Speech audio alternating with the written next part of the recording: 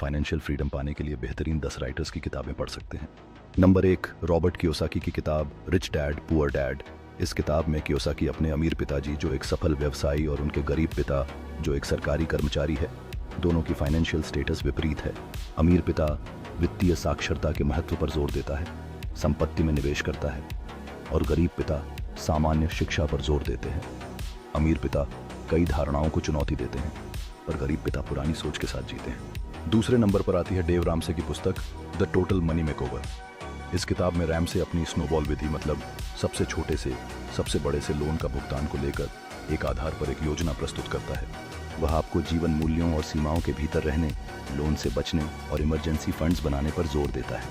तीसरे नंबर पर आती है the millionaire next door Thomas J Stanley और विलियम डी डैंको की किताब। यह पुस्तक पैसे के बारे में सामान्य मिथकों को बहस करती है और करोड़पतियों की आदतों और मानसिकता को प्रकट करती है।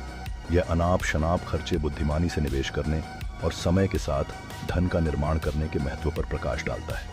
चौथे नंबर पर आती है नेपोलियन हिल की किताब थिंक एंड ग्रो रिच। यह पुस्तक क्लासिक सेल्फ हेल्प पुस्तक मानसिक आदतों और मोरल्स की पड़ताल करती है जो फाइनेंशियल सक्सेस में योगदान करती है। यह पॉजिटिव सोच की शक्ति पर जोर देता है, लक्ष्यों को डिसाइड करता है और पुरानी सोच और दायरों को तोड़ता है।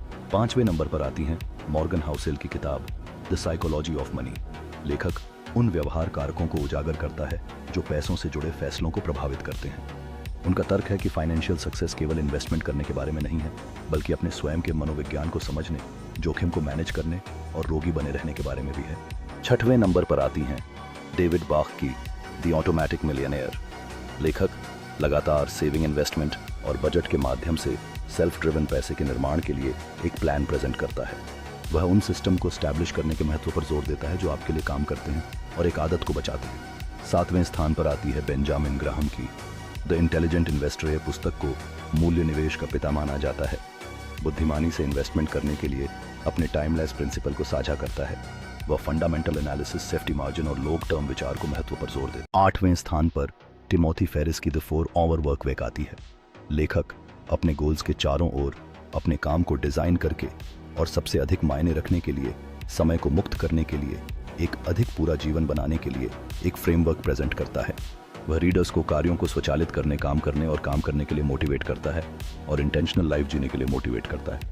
9वें स्थान पर आती है विकी रॉबिन और जो डोमिंगुएज की आपका पैसा या आपका जीवन किताब। यह पुस्तक रीडर्स को पैसे के साथ अपने संबंधों पर सवाल उठाने और खर्च करने के लिए अधिक मनमौजी नजरिए का पता लगाने के लिए मोटिवेट करती है। यह आपके खर्च पर नजर रखने, अपने वैल्यूज को आइडेंटिफाई करने और अपनी प्राथमिकताओं और लाइफ अलाइनमेंट पर जोर देता है। 10वें स्थान पर आती है टॉम कॉर्ले की रिच हैबिट्स किताब है। कॉर्ले ने सफल लोगों की डेली हैबिट्स को स्टडी किया और सामान्य पैटर्न पाए जो पैसे में कंट्रीब्यूट करते हैं। वह जल्दी जागने, डेली एक्सरसाइज करने और रिश्तों को इंपॉर्टेंस देने जैसी प्रमुख आदतों की पहचान करता है।